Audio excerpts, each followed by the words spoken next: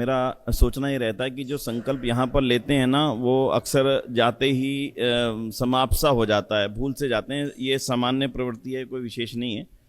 तो इसलिए कोशिश हम ये करें कि ये पहले अच्छी तरह स्वीकार कर लें कि हाँ, सत्यार्थ प्रकाश को पूरा पढ़ना कम से कम आर्य समाज का एक जिम्मेदार अनुयायी और ऋषिदान का शिष्य होने के नाते मेरे लिए अब बेहद आवश्यक है। पहली बात, जब ये पूरी तरह से तय हो जाएगा फिर उसको पढ़ भी लिया जाएगा। तो मैं 2-3 तरीके आपको बता रहा हूँ। पहला तरीका है, आप इसको ऑडियो के रूप में सुने। वो एप्पल में इस समय पहले थी, अब उन्होंने हटा दी ऐप, अपडेट वर्जन हमारा नहीं गया तो इसलिए हटा दी। तो जो लोग अपने एंड्रॉयड फ़ोन रखते हैं ना, वो अपने मोबाइल में इसको डाउनलोड कर लें, सत्यार्थ प्रकाश ऑडियो। अभी यहाँ पे समाप्त होगा जब कार्यक्रम, उसी समय बैठ करके कर लेना, सत्यार्थ प्रकाश ऑडियो। उसमें सारे समोल्लास हिंदी में, इंग्लिश में और काव्य में, तीनों ही तरीके से छोटे छोटे हिस्से हैं, 20-20 मिनट के हिस्से हैं। कोई 35 मिनट का, 20 जो प्रकरण के हिसाब से छोटे छोटे हिस्से कर दिए हैं। आप अपने कार में जब चलते हैं उसको लगा लीजिए, आराम से सुनते जाइए। शब्द अपने आप में काम करते हैं जब जाते हैं। तो मैंने इसलिए बताया था आपसे कि अकेला सुनना काम नहीं आता, अकेला पढ़ना काम नहीं आता। जब दोनों चीजें सम्मिलित होती हैं तभी जाकर के ज्ञान परिपक्व होता है। इसीलिए सत्संग का कारण बनता है, इसीलिए पुस्तकों का कारण बनता है। तो एक उदाहरण भी दिन में मैंने दिया था गुरुदत्त विद्यार्थी जी का। 16 बार क्यों पढ़ी?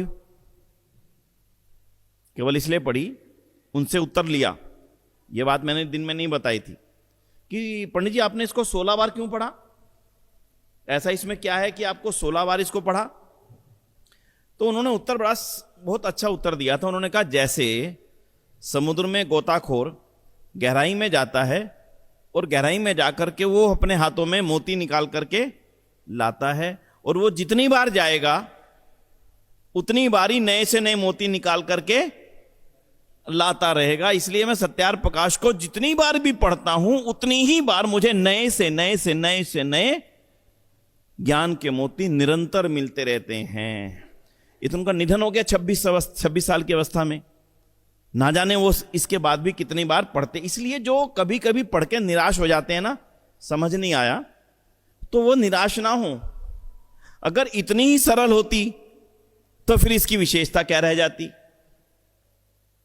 इतनी ही आसानी से पूरी तरह से समझ में, फिर इसमें गहराई क्या रह जाती? तो गहराई तो है, और गहराई किसी व्यक्ति को समझने के लिए इतना आसान नहीं है कि हम एक बार जाएं और समझ करके आ जाएं। समुद्र के गोताखोर सारा जीवन लगा देते हैं, तब भी उनको आज तक समुद्र की वास्तविक गहराई का अंदाजा नहीं हो सका। इसलिए ना निराश हो, ना हताश हो। जितना पढ़ें ऐसा मत सोचे कि मुझे 1 महीने में खत्म करनी है ना। ये रेस नहीं है, ये सतत है। चलते रहें आराम से, जितना समय मिले जितना पढ़ें, पर उतना पूरा फोकस से पढ़ें। बस यहां पे कमी आती है। हमारा फोकस कहां टूटता है मैं बता देता हूं आपके अनुभव के आधार पर। हमारा फोकस टूटता है जब मंत्र का भाग आ जाता है, और मंत्र भाग का जब अर्थ आ जाता है। तो जो प्रकरण चल रहा था वहां से थोड़ा सा कट हो जाता है मंत्र भाग, फिर मंत्र का अर्थ भाग, फिर जाकर के दोबारा से जो जुड़ते हैं तब वो पीछे का सारा प्रकरण भूलता जाता है, इसलिए कट ऑफ सा हो जाता है। इसलिए इसके सरल वर्जन भी उपलब्ध हैं। संक्षिप्त सत्यार्थ प्रकाश एक बहुत अच्छी पुस्तक है, दिल्ली सभा में उपलब्ध है, वो भी आप ले सकते हैं। उसमें मंत्र भाग नहीं है, कंटिन्यूशन है, फ्लो है पूरा। आप मेरी बात समझ गए कि कहां पे बाधा आती है पढ़ने में? 10-10 मंत्र, 10-10 श्लोक, 5-5 श्लोक एक साथ हैं।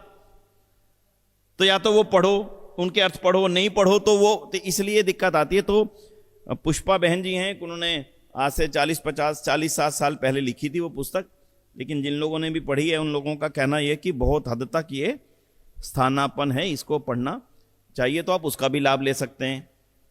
और तीसरी चीज मैं निवेदन करूंगा कि सत्यार्थ प्रकाश को समझने के लिए एक का स्टोर करना पड़ेगा, ऋषिदान को समझना। उनको समझे बिना सत्यार्थ प्रकाश समझना बेहद कठिन है। ऋषिदान से पहले किसी ने बाइबल पर एक शब्द नहीं बोला। ऋषिदान से पहले किसी ने कुरान के ऊपर एक शब्द बोलने की हिम्मत नहीं जुटाई। ऋषिदान से पहले किसी ने पौराणिक मतों के अंदर जो विष घोल दिया गया था उसको जनता के सामने रखने की बिल्कुल भी जरूरत नहीं की। शांत, मुझे क्या लेना, चलने दो। अगर कुरान कह रही है पृथ्वी गोल, पृथ्वी चपटी है, तो मुझे क्या दिक्कत है, कहने दो। अगर बाइबल कह रही है कि महिलाओं में आत्मा नहीं होती, तो कहने दो। अगर बाइबल कह रही है कि परमात्मा ने पहले दिन ये बनाया, अगले दिन ये बनाया, और इतने दिन ये बनाया, चौथे दिन ये बनाया, तीसरे दिन सूरज बनाया। क्या बोला जी मैंने? पहले दिन पृथ्वी बनाई, दूसरे दिन ये पेड़ पौधे आका जो भी बनाया, मेरी गलती हो सकती है, मैं उस तरफ नहीं जा रहा, और तीसरे दिन सूरज बनाया। दयानंद के सिवाय किसी का इस तरफ ध्यान ही नहीं गया कि जब भाई सूरज ही नहीं था तो दिन की गिनती कैसे कर रहे थे। आप ध्यान से समझना ऋषिदान की पकड़ किस कदर मजबूत है। वो कह रहे हैं जब दिन ही नहीं था, तीसरे दिन सूरज बनाया, और सूरज के बिन दिन और रात नहीं हो सकती। और बाइबल में लिखा कि 7वें दिन क्या किया? विश्राम किया। इसलिए रविवार को छुट्टी होती है, आपको मालूम है कि नहीं, बता देता हूं।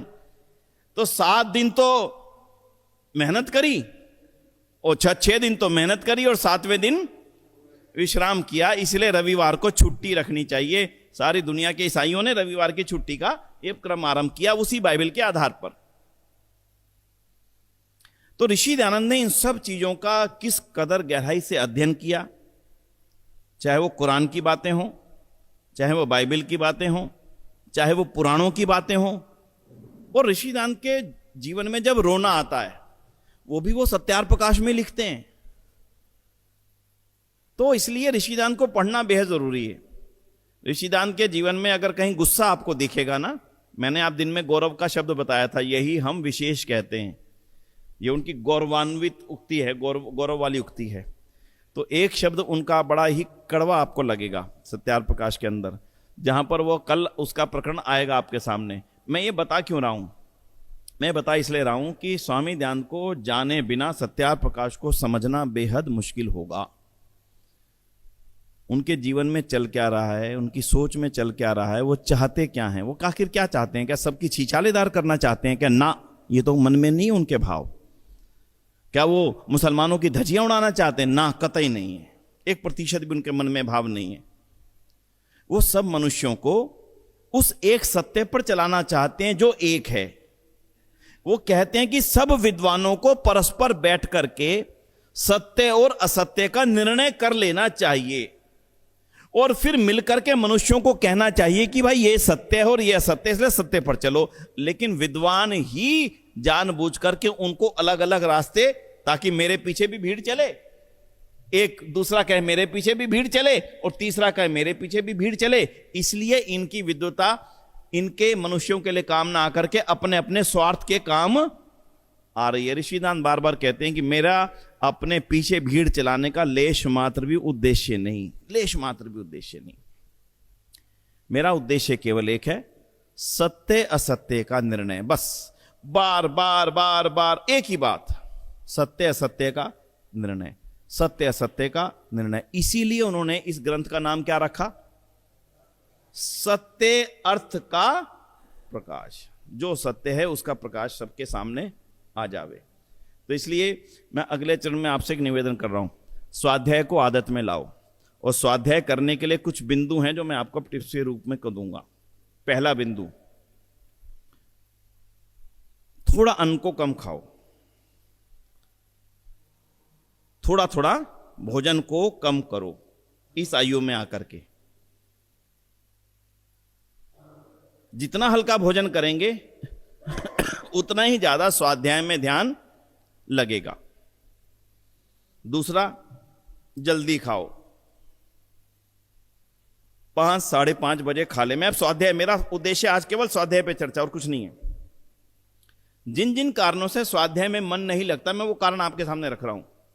5 साढ़े 5 6 बस जो करना है इस अवसर पर कर लें, फिर उसके पश्चात जितना समय मिले पढ़ लें। तीसरा तरीका, अपने साथ हमेशा पुस्तकें रखें, हमेशा अपने ब्रीफ केस में, अपने बैग में, अपने बेड के पीछे, अपनी डाइनिंग टेबल पर, अपना जो आपका सेंटर टेबल है जो भी वहां पर, अपने सोफे का साइड, हर जगह कोई ना कोई पुस्तक रखें। जैसे ही मौका मिले उस पुस्तक को उठा के पढ़ना शुरू कर दिया। जो विषय की आपकी इच्छा उसी विषय की पुस्तक रखें। ये मैं सब इसलिए बोल रहा हूं कि अब जितनी आयु वर्ग आप सब लोग बैठे हैं, ये सब के बेसिक जिम्मेदारियां पूरी हो चुकी हैं, सबकी पूरी हो चुकी हैं। इसलिए इस बचे हुए जीवन का पूरा लाभ उठाना है, गजब का लाभ उठाना है, व्यर्थ ना चला जाए, पूरा काम आए ये जीवन।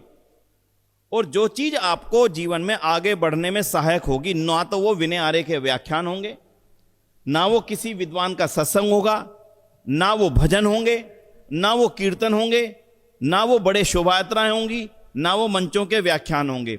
जो चीज आपके साथ हमेशा रहेगी वो केवल और केवल, केवल और केवल, केवल और केवल स्वाध्याय होगा। वो दूसरी कोई चीज आपके साथ में रह ही नहीं सकती। सारी वाष्पी होकर उड़ जाती हैं, वाष्प होकर उड़ जाती हैं। विनय जी ने आज जब बोला, आपको कल याद नहीं रहेगा। क्यों? कल जो किसी विद्वान ने बोला था वो आज भी याद नहीं है। इसलिए स्वाध्याय आपका अभिन्न मित्र है, पुस्तक आपकी अभिन्न मित्र है। क्यों अभिन्न मित्र है? मैं तो आज बोल करके कल चला गया और पुस्तक हमेशा आपके पास है। आपने एक बार पढ़ लिया, भूल गए, फिर से उठाई, फिर पन्ना कर लिया, फिर पढ़ लिया। आप सोचो मैं दोबारा आ जाऊं और आप यहां पर आ जाएं, यह संभव नहीं है। इसलिए कहता हूं पुस्तक आपके अभिन्न मित्र है, उसका साथ मत छोड़ो। अपने जीवन में उसको एक अभिन्न मित्र की तरह से, अभिन्न मित्र की तरह से, जैसे वस्त्र हैं।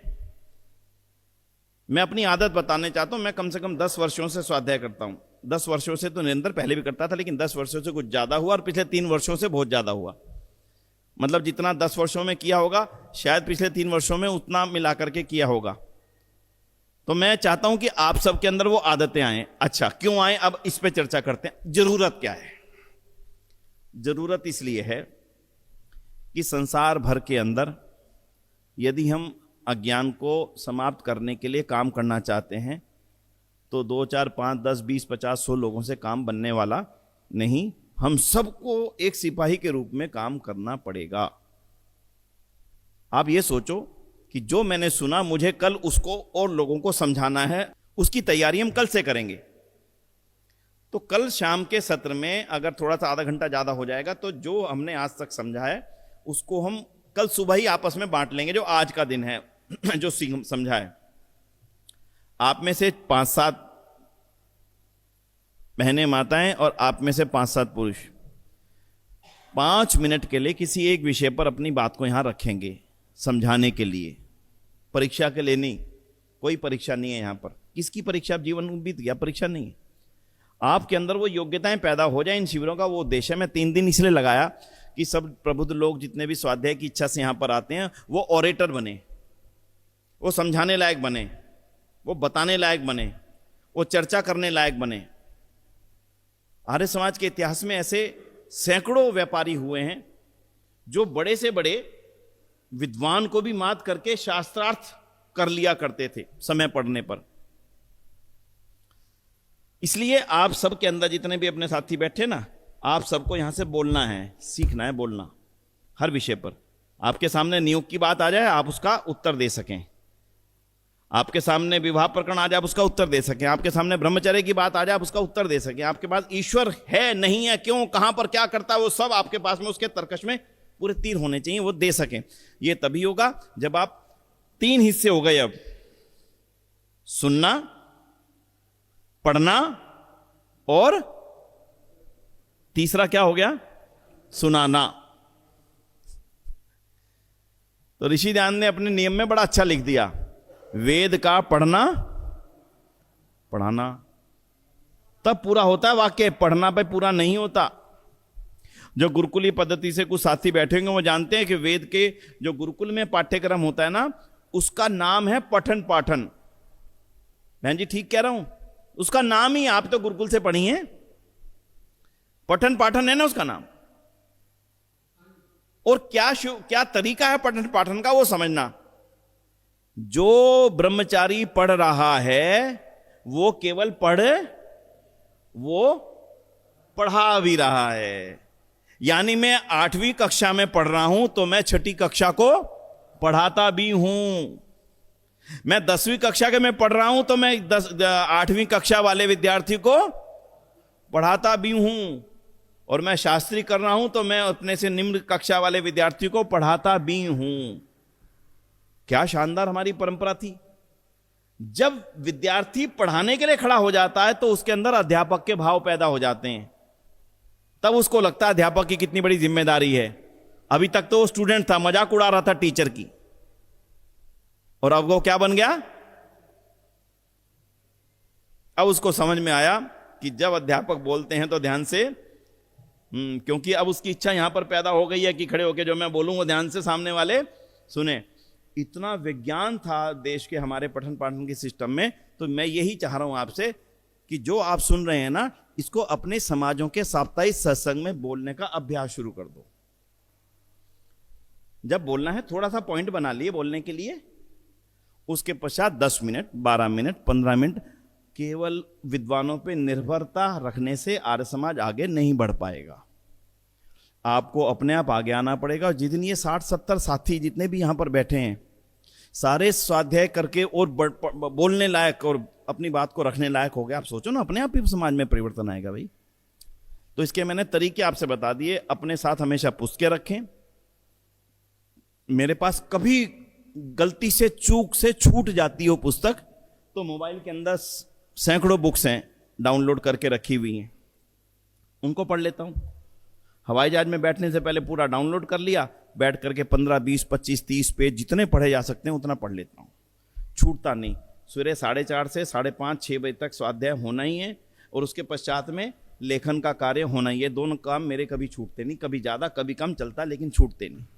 मैं आपको अपना अनुभव साझा कर रहा हूं बंधुओं। इसलिए इस शिविर का हमें पूरा लाभ तब मिलेगा जब इन 3 चीज़ों का पक्का कर लेंगे। पहले तो हमने सुन लिया, अब तो सुनने का काम हो गया। अगला काम है पढ़ने का, और तीसरा काम है सुनाने का।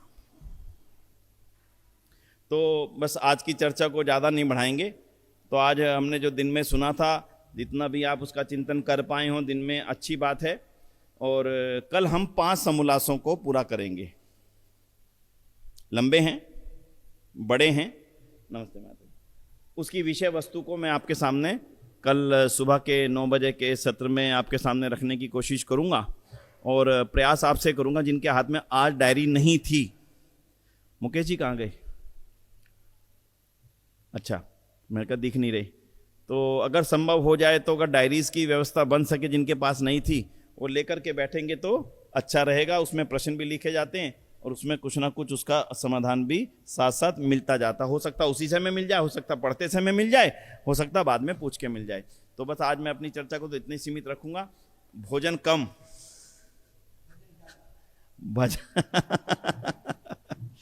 मैंने खाया तो है दिन भर में मैंने, लेकिन पूरे दिन में रोटी एक ही खाई है। ठीक है, चावल खिचड़ी खाई, पूरे दिन में रोटी एक ही खाई है। तो इसलिए इस आयु में जैसे जैसे आयु बढ़ती जाए भोजन का स्तर थोड़ा कम करते जाएं तो हमारी बुद्धि पूरी तरह से उतनी ही काम करेगी। ये मेरा अपना अनुभव कहता है। अब कुछ छोटे मोटी कोई आप प्रश्न आज रख दें, समाधान सुबह करेंगे। आज का समय 1 मिनट भी लेट नहीं करेंगे। क्या टाइम हो गया जी? 8:30 हो गए, 36 हो गए हैं। तो पूरे 8 तक से 15 मिनट बचे हैं जी हमारे पूरे कार्यक्रम के। 5 मिनट में मंत्र पाठ के लिए रखेंगे, 10 मिनट बचे हैं। बोलिए।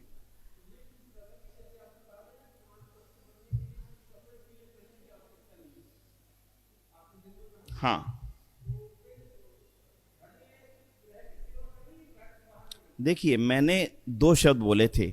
आदर्श व्यवस्था है कि आप वस्त्र धारण करें। आदर्श व्यवस्था जो ऋषियों ने लिखी है उसके आधार पर तो आप वस्त्र धारण करें, ये तो आदर्श व्यवस्था है। लेकिन मैं अभी वानप्रस्थ तो धारण कर नहीं पा रहा हूं बाकायदा आश्रम में परिवर्तित होकर के, और उसके चक्कर में जो वानप्रस्थ आश्रम के मेरे जीवन के अंदर विशेषताएं आनी चाहिए, मैं उनसे भी दूर हूं जी। मैंने तो वानप्रस्थ लिया नहीं, तो कम से कम उन विशेषताओं को तो हम ले आए। जरूरी नहीं कि वस्त्र ही बदले जाए। मैंने ये बात रखी थी। नहीं, मैं इस बात को नहीं मानता। महाशय धर्मपाल जी ने वानप्रस्थ ग्रहण किया था। मैं आपको जानकारी दे दूं, महाशय धर्मपाल जी ने वानप्रस्थ ग्रहण कर लिया। वस्त्र पहन लिए, पीला वस्त्र भी धारण करना शुरू कर दिया। फिर थोड़े दिन में दिखा कि मुझे तो व्यापार करना है, यहां सारे काम होंगे, उल्टे भी सीधे भी। तो बोले भाई मैंने फिर उसको उतार दिया और जितना मेरे से बन पड़ता। अब वो देखा जाए तो वो वानप्रस्थी भी थे, देखा जाए तो वो सन्यासी भी थे। हाँ, महाशय धर्मपाल गुलाटी जी।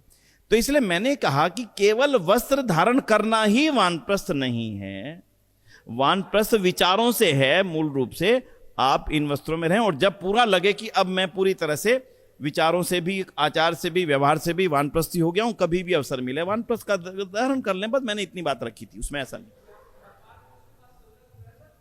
रहना नहीं चाहिए, तभी तो उन्होंने चोला उतार दिया। यही तो कह रहा हूं मैं आपसे भाई, फिर वही बात, मैं यही तो आपसे बोल रहा हूं कि उन्होंने पहले पहना और फिर उतारा। उतारने से बेहतर है जब तक परिपक्व ना हो जाओ मत पहनो, बस ये कहा मैंने आपसे।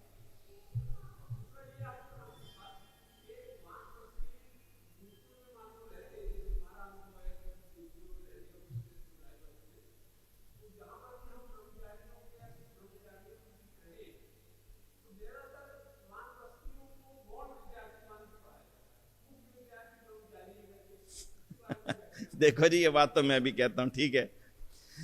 इस आयु में स्वाध्याय ज्यादा कीमती है। इस आयु में मेरे सामने एक 12 वर्ष का बालक बैठा हो और एक 80 वर्ष का व्यक्ति बैठा हो, तो मेरा फोकस किस पे ज्यादा होगा बोलिए? सीधी सी बात है, क्योंकि वो बढ़ती उम्र का है। मुझे लगता है ये ज्यादा उपयोगिता अभी समाज में, जिसके 50-60 साल उपयोगी होने वाले हैं। तो इसलिए 80 वर्ष की आयु के व्यक्ति को नॉर्मली स्वयं के स्वाध्याय पर अधिक फोकस करना चाहिए जितना संभव हो।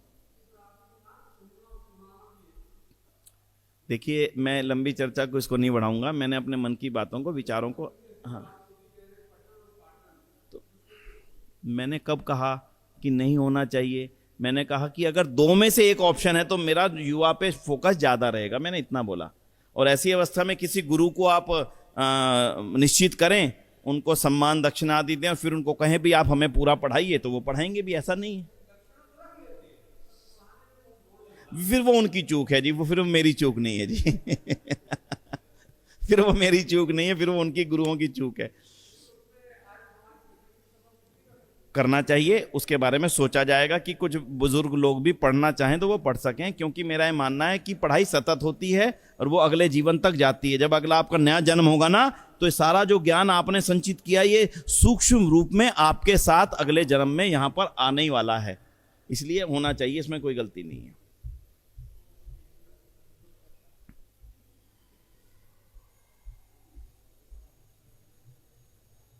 नहीं सोची ना, वो डायरी के लिए कहता है, डायरी मिल जाए सबको तो कल अच्छा रहेगा, अगर संभव हो तो कल बाजार से मंगवा लें तो, अगर ड्राइवर को भेज के। माता जी ने लिखा है, क्या महर्षि दयानंद जी ने विरजानंद दंडी से पूरा ज्ञान लेकर अपने घर जाने की भी सोची थी या नहीं? बिल्कुल नहीं सोची, बताया नहीं किसी को मेरा घर कहाँ है। दिन में मैंने बोल ही दिया था, पूरे जीवन नहीं बताया, इसलिए नहीं सोची बिल्कुल भी। और उनको इसका दुख रहा, यह भी मैंने कल बता दिया था, महर्षि दयानंद को इसका दुख रहा सूक्ष्म अवस्था में कि मैंने अपने माता पिता की सेवा नहीं की, जो कि मेरी पुत्र के नाते जिम्मेदारी थी। लेकिन मैं दूसरे कार्य क्षेत्र में उतर गया, जिसके कारण से मैं वो कर्तव्य तो निभा पाया, पर वो वाला कर्तव्य मेरे से छूटा, जिसका पाप मुझे, जिसका दंड मुझे किसी ना किसी रूप में संभव है कि मिलेगा, जो मैंने पिता की जिम्मेदारी नहीं निभाई। हाँ जी, अगला प्रश्न कोई बोलिए।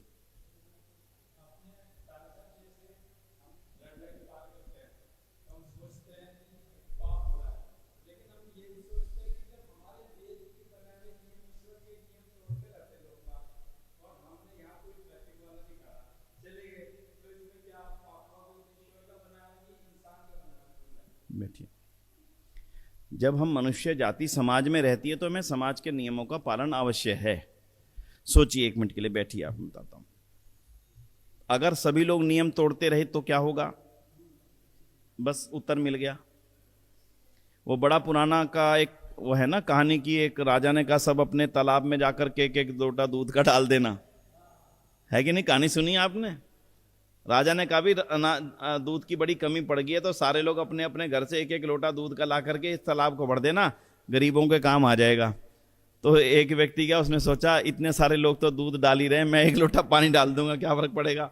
और नालायक सारों ने पानी डाल दिया, शेरे वो पानी से भरा पाया, दूध से नहीं भरा पाया। तो गलती तो किसी एक की हो या दो की हो, दंड सबको मिलता है। तो इसके लिए हम ये बिल्कुल ना सोचें। हम दुनिया में दो कानून काम करते हैं बंधुओं। पहला कानून मनुष्य का बनाया हुआ कानून, दूसरा कानून परमपिता परमात्मा द्वारा बनाया हुआ नियम और कानून। दिक्कत क्या है कि हम मनुष्य के बनाए हुए कानून से तो डरने लगे हैं। मैं भी देख रहा था सीसीटीवी कैमरे यहां लगे हैं, देखो लगे कि नहीं लगे। जहां सीसीटीवी कैमरे होते हैं मैं डरता हूं, अपने दोस्त को भी कहता हूं सीधे होके चल भाई यहां सीसीटीवी कैमरे लगे हुए हैं। क्यों? मैं जानता हूं इनकी तारें भी कट सकती हैं, इनका बिजली भी जा सकती है, इनकी जो स्टोरेज है वो भी फुल हो सकती है, लेकिन मुझे इनसे तो डर है। लेकिन उस परमपिता परमात्मा के बनाए हुए सीसीटीवी कैमरे जो असंख्य मात्रा में हर जगह हर समय हर पल, कभी फ्यूज होने वाले नहीं, कभी स्टोरेज फुल होने वाली नहीं, लगातार लगे हैं, मैं उनसे नहीं डरता। यही उपासना का लाभ है, जो मैंने आज बेटे की उसमें बताया था कि यही उपासना का लाभ है कि मैं नित्य प्रति कहूं परमपिता परमात्मा के कैमरे से जो डरने लगता है, फिर उसको मनुष्य के बनाए हुए कैमरों से डरने की आवश्यकता बिल्कुल ही नहीं रह जाती। बस इतना सा फर्क है, ठीक है ना। इसलिए मत सोचना, यही सोचना पुलिस वाला देखे ना देखे, ट्रैफिक वाला देखे ना देखे, सीसीटीवी कैमरे देखे ना देखे, पर वो परमपिता परमात्मा तो देख रहा है। एक महात्मा आनंद स्वामी जी की पुस्तक है डरो वह बड़ा जबरदस्त है, आपने पढ़ी किसी ने? बचपन से पढ़ रहा हूं इस पुस्तक को, क्या शानदार पुस्तक है। डरो वह बड़ा जबरदस्त है जी। हाँ, प्रभु आश्रय जी की, माफी चाहता हूं, महात्मा प्रभु आश्रय जी की पुस्तक है। ठीक है जी, स्पष्ट हो गया।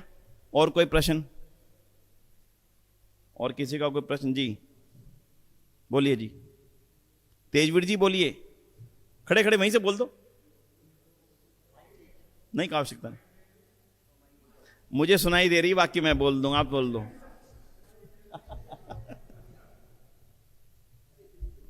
ओम ओम।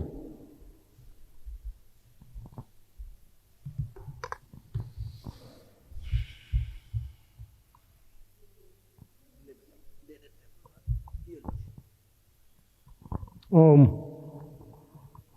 स्वामी जी ने जो सत्यार्थ प्रकाश में लिखा है कि लड़कियों के स्कूल में लड़कों, लड़कों के स्कूल में लड़कियों का, उनके टीचर उनका फोटो और उनका बायोडाटा भेजे, फिर वहाँ के अध्यापक अध्यापिकाएँ उनका गुण कर्म स्वभाव मिलाएं और फिर उनके जोड़े बनाएं शादी के लिए।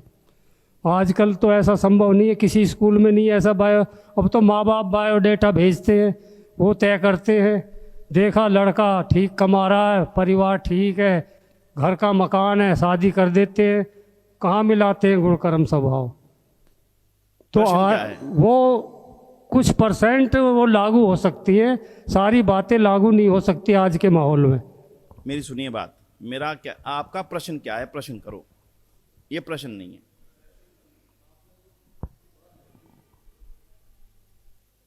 मैंने कहा था विवाह उनका होना चाहिए जो 42 किलोमीटर जाके भाग के वापिस आ सकते हो। आदर्श तो ये है, अब आज लागू करो तो 5-4 नहीं निकले पूरे 10 लाख में से।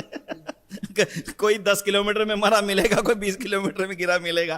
तो आदर्श तो ये है, जितना लागू हो, जितना संभव हो, अपने समाज को वैसा बनाने की कोशिश हमें करनी चाहिए। मकसद इतना है। इसका अर्थ ये नहीं है कि लागू हो सकता है कि नहीं हो सकता, ये होगा वो नहीं होना, भैया ये नहीं अर्थ। जैसे आदर्श 400 वर्ष का है, 300 वर्ष का है, कम से कम जीना चाहिए भाई। अब नहीं तो भाई 80 जी लो, स्वस्थ जी लो। तो इसलिए आदर्श है, प्रश्न नहीं है। तो मैं इस बात को आज यहीं पर समाप्त करूंगा, आज की चर्चा को। और आदरणीय भाई पीयूष जी से, जो कि इस पूरे संस्थान को अपना पूरा जीवन दे करके, मैं कहता हूं सन्यासी क्या होता है, आपको उत्तर दे रहा हूं बंधु जी। इन्होंने ना तो पीले वस्त्र पहने, ना इन्होंने काशाय वस्त्र धारण किए, ना इनके अभी गृहस्थ धर्म पूरा हुआ, अभी बच्चा है, छोटा ही है, लेकिन अपने मन के अंदर भाव पैदा हो गया कि अब मुझे अपने इस जीवन का उपयोग केवल धन कमाने के लिए नहीं करना। मैं केवल धन कमाने की मशीन बन करके नहीं रह जाऊं। कमाना चाहें तो हर साल कम से कम 2-2.5 करोड़ रुपए कमा सकते हैं, बड़े आराम से, बिल्कुल आराम से। जो इनकी योग्यता है वो पूरे आराम से 2-2.5 करोड़ रुपए साल कोई भी बड़ी कंपनी इनको देगी। लेकिन सब कुछ छोड़ा, किस लिए? केवल एक उद्देश्य से कि ऋषिदान ने जो हमें जिम्मेदारी दी थी, क्या हम उसको पूरा निभा पाए हैं? बहुत शान शौकत और बेहद धनपति के रूप में अपनी शानदार जीवन को वो व्यतीत कर सकते थे, लेकिन उन्होंने अपने जीवन का क्रम बदल करके बहुत बड़ी हाई कंपनी की और हाईएस्ट नौकरी, जो बहुत बड़ी कंपनी में वाइस चेयरमैन की नौकरी छोड़ करके और अपना सारा जीवन यहाँ पर समर्पित कर दिया। तो मुझे लगता है इसी का नाम वानप्रस्थ है और इसी का नाम संन्यास है। जब पूर्ण जिम्मेदारियां पूरी होंगी, और इन शब्दों में, मेरे बोलने में ना तो कोई मिलावट है और ना कोई बनावट है। जो सत्यता मैंने महसूस की, मैंने उस चीज को आपके सामने रख दिया। मैंने बहुत चर्चा की उससे पहले इनसे, लेकिन इनका निश्चय बिल्कुल दृढ़ था और अपने उस उद्देश्य में इनकी धर्मपत्नी इनकी सहायक बनी। तो मैं समझता हूँ ये ईश्वर की बहुत बड़ी देन है और आर्य समाज के लिए बहुत बड़ा ये एक गिफ्ट है। इससे सुंदर उपहार शायद कुछ नहीं हो सकता। ये भवन बनाना उतना उपयोगी ना हो जाता अगर ये अपना सारा जीवन यहाँ पर देने की इच्छा ना पैदा कर लेते। इसलिए आओ हम उनका भी आभार करें और उनसे भी चाहूँगा मैं 2 शब्द वे सभी आए हुए दिल्ली के अतिथियों को अपने, अब अतिथि मैं क्यों कहूँ, आपका स्थान है सबका भाई, जितने लोग यहाँ बैठे हैं अतिथि नहीं हो आप आपका अपना स्थान है। और अगली बार हमारा ये प्रयास होगा कि हम परिवारों के साथ यहाँ कैंप लगाएं। आप अपने बेटे बेटियों के साथ आएं, शायद उन्होंने भी आर्य समाज का इतना भव्य, इतना व्यवस्थित सुंदर स्थान कभी नहीं देखा होगा। हाँ, समझे ना? तो अगली बार हम यहाँ पर कैंप्स लगाएंगे दिल्ली के आर्य परिवारों का। परिवार पूरे आए, चाहे 10 परिवार आए और पूरे आए, उनका बेटी, उनका दामाद, उनका बच्चा, परिवार पूरा, और उनका कैंप की डिजाइनिंग वैसे ही करेंगे जो उनकी जरूरत है। जबरदस्ती नहीं कुछ भी सुनाए जा रहे हैं ना, जो उस आयु में जिस चीज की जरूरत है। अगर व्यापार बढ़ाने की जरूरत है तो उनकी, और अपने जीवन की क्वालिटीज बढ़ाने की जरूरत है कि उसका सेशन उस तरह रखेंगे। और थोड़ा सा आर्य समाज क्या कर रहा है दुनिया में वो बताने की कोशिश है। सारी डिजाइनिंग उन्होंने कर रखी है।